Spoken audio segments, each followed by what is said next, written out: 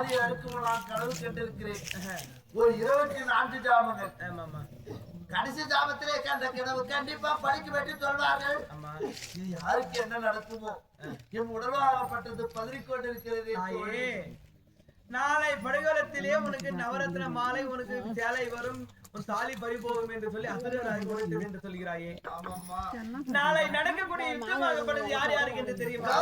சொல்லக்கூடிய துரியோதனுக்கும் பாண்டவருக்கும் நடக்கக்கூடிய யுத்தம். ஆமா, அந்த யுத்தத்துக்கும் அந்த பாண்டவருக்கும் அந்த கௌரவருக்கும் நம்மளுக்கு என்னமா சம்பந்தம் இருக்கு? எந்த சம்பந்தம் கிடையாது. ஏன்னா இந்த தூணுக்கு ஆகாத தூணுக்கு நேரம் நம்ம பஞ்சனை அலங்கரித்தது சரியில்லை. சரி, கெட்ட கெட்ட கனவெல்லாம் வரும். அதனால வேற இடத்துல போய் நம்ம பஞ்சனை அலங்கரித்தா அது நல்லா கனவு வரும். ஆகட்டும். ஆமா,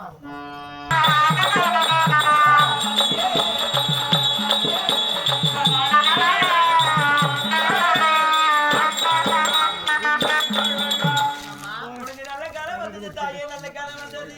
யாருக்கு இருக்கா? உனக்கு செல்வ காலம் வந்தது. இத்தனை காலம் இல்லாமல் இன்று நாளையிலே எனக்கு நல்ல காலம் வந்திருக்குதுன்னு சொல்கிறேன். என்ன காரணம்? அந்த காரணத்தை சொன்னால் நீ சோழாக்குள்ள பொம்மை மாதிரி சொல்லிடுவோம்.